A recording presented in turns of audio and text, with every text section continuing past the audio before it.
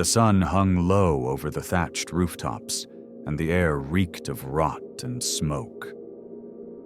In the middle of the village square lay a pond, dark, silent, glistening like a mirror of sickness. Flies buzzed over the surface, dogs waded at its edge, and somewhere downstream, a woman was rinsing her child's clothes in the same water that others drank. It was the only pond for miles, and it was death disguised as salvation. To live in the Middle Ages was to be thirsty. Water was everywhere, and yet none of it could be trusted. The rivers stank of waste and tannery runoff. The wells turned foul with rot. People dumped chamber pots in the same ditches that carried their drinking water. No one knew of germs, of bacteria, or invisible killers. They only knew that water, clear or cloudy, could turn against them at any moment. You could drink from a stream today and be buried tomorrow. In a world before filtration, thirst was a form of gambling. Some people believed that water was dangerous because it lacked spirit, that stagnant water had no life in it, no divine motion. Flowing water, on the other hand, was considered pure, touched by the hand of God. But flowing water was rare, especially in towns surrounded by farmland and filth. The poor had ponds, the rich had wells, and both prayed for rain. Imagine a peasant woman kneeling by that same pond at dawn. She dips a wooden bucket into the murky green water, watching the surface ripple with oil, silt, and decay. She pauses, whispers a quick prayer, "Lord, keep this clean." Then she lifts the bucket, heavy and cold, and carries it home. Her children will drink from it that morning, mixing it with oats or weak ale. It's routine. It's survival. No one calls it dangerous. They call it normal. And yet the fear of water ran deep in medieval hearts. When disease struck, dysentery, cholera, or the dreaded plague, they blamed bad air, demons, or sin. The smell of rot was thought to carry death itself. Some even believed that water, once cursed, could remember the dead, that ponds near graveyards or execution sites held the souls of sinners. People swore they saw faces ripple across the surface at night. Still, when thirst came, they drank. Cities were worse. In London or Paris, the same river that brought goods and fish also carried filth, dead animals, waste, and corpses from upstream. The Thames was both a vein of life and a stream of death. Chroniclers wrote of summers when the stench grew so thick it clung to the skin, when people covered their faces with herbs just to breathe. And yet, they fetched their water from it daily. Clean water was a luxury, not a right. The nobility could afford wells dug deep beneath their castles, lined with stone to keep out contamination. Peasants had whatever the land offered, puddles, ponds, and streams. But even in those muddy pools, they searched for signs of safety. Water that reflected the sky, that moved slightly in the wind, that smelled less foul than usual. They trusted their senses like alchemists reading the surface of a cauldron. And though they didn't understand disease, they knew patterns. They saw that water left standing too long went bad. They noticed that water from high ground made people healthier than that from the valley. In their own way, they learned, by suffering, by superstition, by survival. They didn't call it science, but it was instinct, an ancient, painful education paid for with lives. When drought came, even filth became precious. Villages would fight over ponds. Monks would ration the water in their wells. People would walk miles for a single bucket that didn't smell of death. And when they found it, clear, cold, shimmering like glass, they treated it like a relic. They blessed it, guarded it, shared it. For in the medieval world, water was not just a resource, it was a test of faith. So when we look at that filthy pond, black and stagnant beneath a pale sky, we see only filth. But to them, it was life itself, a mirror of survival, shimmering between holiness and horror. Because in the Middle Ages, every drop of water was both a blessing and a curse. Long before plumbing or pumps, the medieval world looked downward, into the earth itself, for salvation. The well was not just a hole in the ground, it was a promise, a sacred mouth of the land that breathed life to a village. Digging one was an act of both courage and faith. Men with pickaxes and crude wooden buckets descended into the soil, sometimes 30 or 40 feet deep, carving through clay and stone. They worked by torchlight, choking on dust, hoping the ground would bless them with a trickle of clear water. When it came, when that first glimmer of liquid appeared, the entire village would gather, cheering as if they had struck gold. In truth, they had found something far more valuable. But finding water was only the beginning. A well that gave life one year could turn deadly the next. One dead rat, one leaky privy, one careless hand could poison the entire supply.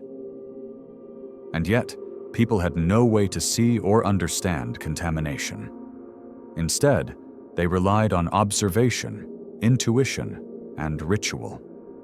They would lower a candle into the well. If it flickered or went out, the air below was bad.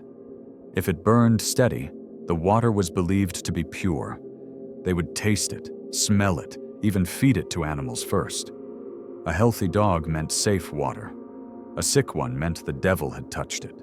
Springs, though, were different, mysterious, pure, alive. People believed that water bubbling up from the earth was blessed by God or guarded by spirits. Holy wells dotted the countryside, often marked by chapels or shrines. Pilgrims traveled miles to sip from waters said to heal blindness, fever, or madness. Some springs were said to turn bitter when sinners drank from them, sweet when the righteous came. In a world without science, holiness was the only explanation for cleanliness. Monasteries understood this better than anyone. The monks, living by strict order and divine discipline, became accidental engineers. They dug carefully placed wells, lined with stone, far from cesspits or graveyards. They diverted streams into channels and cisterns, using gravity to move clean water through their cloisters. In some abbeys, water ran continuously from springs into kitchens, gardens, and even rudimentary bathrooms. The sound of it became sacred, a reminder of purity, washing, and renewal. Where the peasant guessed, the monk calculated. Where others prayed, he planned. Still, even among the educated, fear mingled with reverence. If a spring dried up, villagers whispered that someone had angered a saint. Offerings were made, candles, flowers, coins tossed into the water. Some even dipped babies into cold streams to strengthen the spirit. Water was never just water. It was alive, moral, and moody. When it flowed, life prospered. When it stopped, faith faltered. Wells, too, became objects of myth. In England, some were said to whisper if you leaned close enough. In France, to reflect your fate if you stared into them at midnight. The deeper the well, the closer one was to the underworld, or to divine mystery. Every bucket lowered was a prayer. Every rope pulled a ritual of hope. And when the water came up clear, shimmering like glass in the torchlight, people would murmur blessings before the first sip. But not all wells were so kind. In crowded towns, they often became pits of disease. Waste from above seeped through soil, poisoning the source below. People didn't see the connection. They thought demons had cursed the well, or witches had soured it with spells. Superstition became the only defense against what they could not explain. And so wells were guarded, blessed, and even exorcised. Priests sprinkled holy water on the water itself, an irony lost on no one. Despite all this, medieval people learned patterns. They noticed that wells near trees often yielded cooler, clearer water. That digging on high ground made sickness rarer. That rainwater collected in barrels turned foul faster than that flowing from a spring. These observations, repeated, remembered, passed down, became their science. They didn't know why clean water behaved as it did, but they knew how to read it, smell it, respect it. So while the modern world builds filters and pipes, the medieval villager knelt, bucket in hand, staring into the earth's reflection. For him, the line between faith and survival was the width of a rope, and every drop was a mystery drawn from darkness. When summer came, the ponds turned green. Frogs croaked, flies danced above the scum, and the stench thickened with each passing day. But when the wells ran dry and the streams shrank to mud, people had no choice. They went to the ponds, those silent, stagnant pools that glimmered like mirrors of decay, and prayed they might drink without dying. It's hard to imagine now, in a world of running taps and filters, what it meant to face thirst in the Middle Ages. A peasant family might rise before dawn to fetch water before the animals stirred it. They skimmed the surface with wooden buckets or gourds, hoping to catch what looked clearest. Sometimes they strained the water through linen, through handfuls of straw, through their own sleeves. It helped a little, but only a little. The taste remained. Bitter, earthy, alive in all the wrong ways. Boiling was the surest way to make pond water drinkable, but wood was precious. Every log meant warmth in winter, bread in the oven, or life in the hearth. To waste it on boiling water seemed madness unless the danger was dire. Still, some did. The smarter households learned to boil once and store the water in sealed pots underground, letting the sediment settle at the bottom. The rich could afford copper kettles and time. The poor drank and hoped for mercy. Others turned to herbs. Medieval people believed that plants could chase away corruption, so they mixed pond water with mint, sage, or rosemary. Some boiled nettles or parsley into the water to sweeten it. It masked the taste, at least. Monks wrote of adding vinegar or a dash of wine, believing the acidity could purify. Strangely enough, they were sometimes right. The alcohol or acid killed a few of the worst bacteria, though they didn't know it. To them, the process was alchemy, turning poison into something that might sustain the body and soul. And then there were the superstitions. Before dipping the bucket, villagers might whisper charms or cross themselves 3 times. They spoke to the water as if it were alive, asking permission, forgiveness. In Ireland, it was said that some ponds were guarded by spirits who punished those who took without respect. In France, women would throw bits of bread or flowers onto the surface before drawing their share, a symbolic offering to whatever force dwelled beneath. Survival was never just physical, it was spiritual negotiation. In times of drought, desperation bred invention. Some built makeshift filters, layers of sand, straw, and cloth inside wooden barrels. The water dripped slowly through, emerging clearer, though never clean. Others used bread itself, stale loaves hollowed out to soak and strain the pond water, catching sediment in the crust. The taste was foul, but it was water, and in a world where thirst killed quicker than infection, foul was better than none. Of course, many failed. Disease stalked the ponds like a patient hunter. Dysentery, typhoid, the bloody flux. These names carried through villages like curses. Children died first, their small bodies unable to fight what lingered in the bucket. The survivors learned by pain, by burial, by the slow accumulation of wisdom written not in books, but in scars. They learned to watch for insects, for floating feathers, for water that shimmered strangely in the sun. The knowledge was instinctual, inherited through generations of fear. But there were moments of quiet triumph. When a family found a pond that sustained them through summer, they called it blessed. When a monk's brew of herbs made sickness vanish, he thanked God for the miracle. In truth, it was chemistry, crude, primitive, but effective. The people of the Middle Ages didn't need to understand why something worked. They just needed to see that it did. In their ignorance, they stumbled into invention. So when we look back and shudder at their filth, we miss the deeper story, not of ignorance but of endurance. These people faced a world that offered poison in place of water, yet they refused to die quietly. They learned to boil, to strain, to pray, to hope. They turned filth into life through sheer will. And as the evening sun sank behind the hills, they drank from their crude wooden cups, murmuring the same prayer heard across centuries. Lord, make it clean. There came a moment, sometime in the murky centuries between plague and famine, when the people of Europe made an astonishing discovery, one that would change daily life more than any sermon or sword. It was not found by kings or scholars, but by brewers, monks, and housewives. If you turned your water into ale, you could drink it without dying. Ale was not a luxury. It was survival disguised as comfort. Nearly every home brewed it, peasants in their cottages, monks in their cloisters, nobles in their halls. It was the heartbeat of medieval life, the liquid thread that tied society together.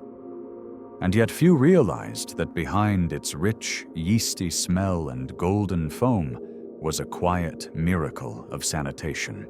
To brew ale was, unknowingly, to purify. The process began with boiling, grain soaked and simmered in water until the heat transformed it into wort. Boiling killed the invisible killers lurking in the pond or well. Then came fermentation, as wild yeasts, unseen and untamed, turned sugar into alcohol. That mild alcohol, barely enough to intoxicate, kept the ale safe to store for weeks. They called it small beer or small ale, low in strength but pure in purpose. Children drank it, monks drank it, the dying drank it. In a time when every cup of water could betray you, ale never did. Walk through a medieval village and you could smell it, the warm, earthy aroma of brewing drifting from kitchens and inns. Housewives stirred great pots of bubbling grain, wiping sweat from their brows as they watched the color darken from pale gold to brown. The air filled with the hiss of steam and the low crackle of firewood. It was more than a drink. It was a ritual. When the batch was ready, families gathered around to taste it, not in celebration, but in relief. The bitter tang meant it was safe. Monks became masters of the craft. In monasteries across Europe, brewing was part of daily life, carried out with quiet devotion and meticulous care. They saw ale as both nourishment and blessing. Their recipes included herbs, yarrow, rosemary, or sweet gale, not just for flavor, but for preservation. Brewing became their science long before the word existed. Some monasteries even piped water directly from clean springs into their breweries, unknowingly creating the world's first controlled sanitation systems. And because ale was safer than water, it flowed everywhere. Workers drank it in the fields, pilgrims on the road, children at the table. The morning meal often began with a mug of small ale, followed by stronger brew at dusk. Drunkenness, ironically, was rare. People drank to live, not to escape. Ale wasn't pleasure, it was protection. There were critics, of course. Priests warned against overindulgence, calling it the devil's comfort. But even they could not deny its practicality. In many parishes, the church itself brewed ale to sell for charity. Brewing became a sacred duty, to feed, to heal, to sanctify. And in cities, taverns rose like temples to thirst, their wooden signs swinging above crowded streets. Inside, men and women drank not for revelry, but for community, a safe gathering in a dangerous world. Ale was democratic. It crossed class lines, uniting lords and laborers in the same necessity. A king's goblet and a peasant's mug held the same secret: boiled, blessed water made immortal by yeast. The brewer was part magician, part alchemist, part savior. And while no one spoke of bacteria or contagion, they spoke of clean drink and honest ale. Those phrases carried centuries of instinct and gratitude. In truth, the ale that saved millions was the product of fear, the fear of tainted wells, of poisoned ponds, of thirst. The Middle Ages didn't invent purity, it was forced upon them. And so, through trial and error, through faith and fire, they brewed their way toward survival. When the night fell and torches guttered low, you could hear laughter from taverns echoing across the village. Somewhere, a brewer poured another jug. Steam curled in the cold air. The liquid gleamed like amber in the firelight. It was not just drink, it was defiance.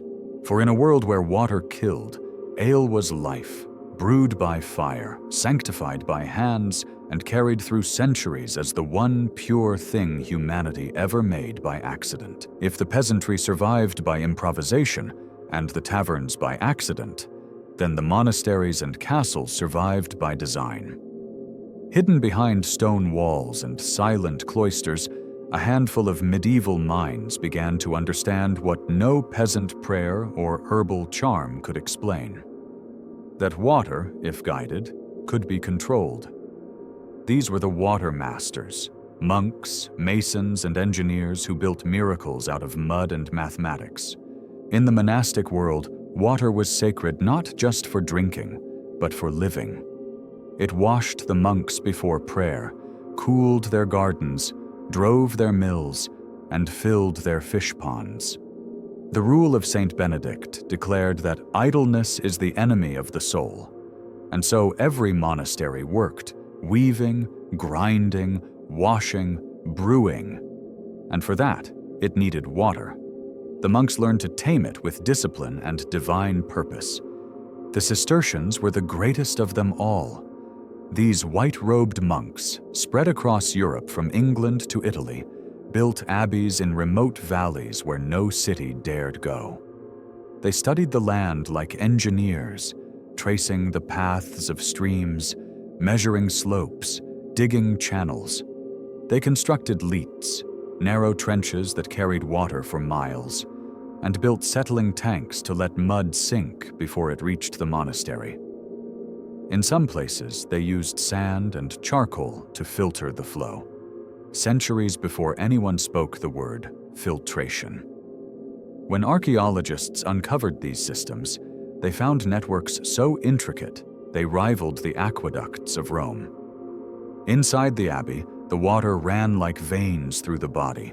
It poured into kitchens and refectories, into washing houses and brew halls. Some monasteries even had running fountains, not for vanity, but for ritual cleanliness. Imagine it, stone cloisters echoing with the steady murmur of water, the air cool and sweet, the monks gliding past in silence. The sound itself was prayer, the earth speaking softly through their labor. Castles, too, hid their own ingenuity. In the high keeps of kings and lords, engineers built deep wells that pierced bedrock, reaching groundwater sealed from contamination. Others crafted cisterns, vast underground reservoirs lined with lead or clay to store rainwater from the roofs. In drought or siege, these systems decided who lived and who starved. A well-built cistern could sustain a castle for months, turning a fortress into a floating island of life amid a desert of thirst. But even among the grand and the holy, superstition remained. When a new well was dug in a castle courtyard, priests would bless it, sprinkling holy water into the depths. They prayed that no demon or water spirit would foul the supply. The first bucket drawn was poured on the chapel altar. a tithe to heaven. The second went to the Lord's table. The third to the kitchen for the servants. Faith and function, forever entwined. Cities, though chaotic, also learned from the monasteries. In London, wooden pipes carved from hollowed elm carried spring water from the Tyburn and Holywell into communal fountains. In Paris, stone conduits brought water from Belleville into cisterns across the city. By the 13th century, engineers were laying networks so advanced they fed not only public fountains, but also private homes of the wealthy. Water became infrastructure, and with it, power. The ability to control it separated civilization from survival. But for all their progress, danger still lurked. Lead pipes poisoned quietly. Wells still leaked filth from above.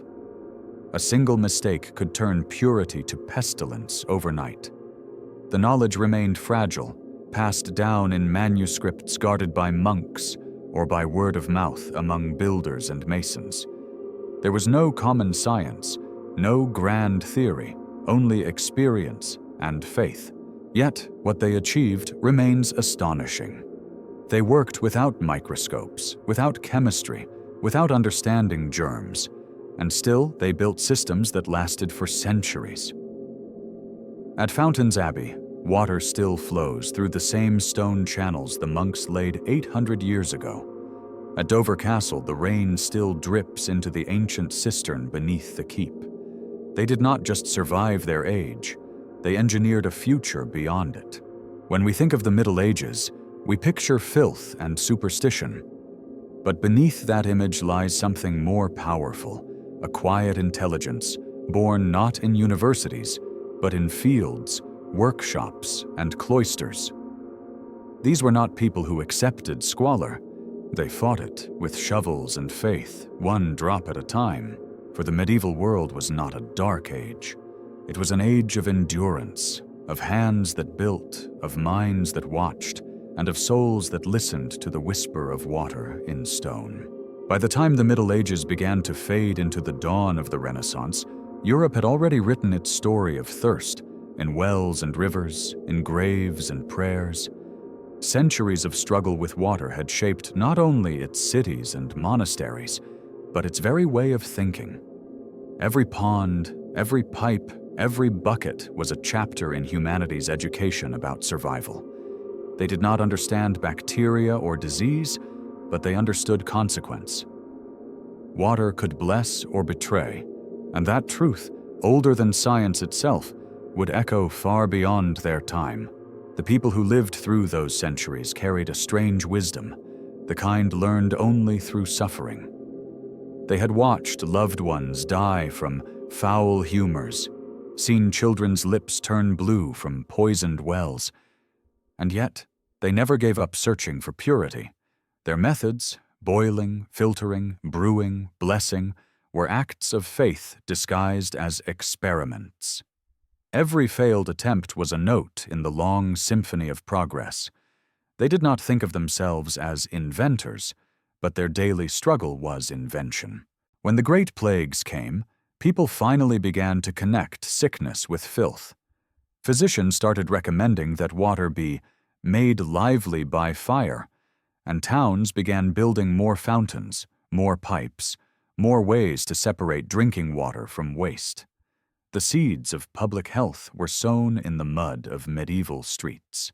Even the poorest peasant who boiled a pot of pond water was participating in that transformation, an unsung pioneer of survival. And though their world has vanished, the traces of their ingenuity still remain.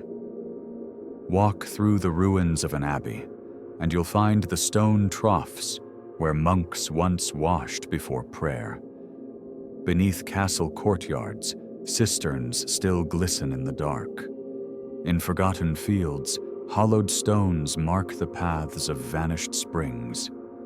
They are silent now, but once they sang, the low hum of water moving through the veins of civilization. The story of medieval water is not one of ignorance, but of persistence. These people did not live despite the filth. They lived through it. They endured what we, with all our knowledge, might not have survived without machines or medicine. When their ponds turned black, they found ways to make them drinkable. When their wells went dry, they dug deeper. When death hovered over their rivers, they learned to brew life into ale. Their resilience was alchemy, not of gold, but of endurance. It's easy to romanticize the past, or to mock it, to imagine peasants slurping mud while nobles bathed in silver. But the truth was grimmer and more equal. The rich died of bad water too. Disease did not bow to titles. And so, through necessity, a collective will emerged, an instinct that water must be tamed. It was not a scientific revolution, but a moral one. To make water clean was to make life sacred. This shift, from mere survival to understanding, changed everything. When engineers of the Renaissance built new aqueducts, they were building upon medieval dreams. When scientists began studying disease in the 17th century, they were giving names to medieval fears. The modern world's fountains, pipes, and filters all trace their lineage to those nameless brewers, monks, and peasants who refused to die quietly of thirst. Their ignorance was, in truth, a form of genius, the genius of endurance. So the next time you turn a tap and clear water pours out, imagine a peasant woman kneeling by a pond 800 years ago. Her bucket trembles in her hands. She sees her reflection ripple in the surface. Tired eyes, cracked lips, a child waiting at home. She whispers a prayer. Lord, make it clean. And perhaps in some small, eternal way, that prayer was answered, not in her lifetime, but in ours. Because every drop we drink today carries the memory of those who came before us, those who turned filth into survival, who learned by loss, who dug into the earth and found, against all odds, the meaning of purity. Their world was dark, but their will was light. And in the silence of every stone well, if you listen closely, you can still hear it whispering through time. They endured.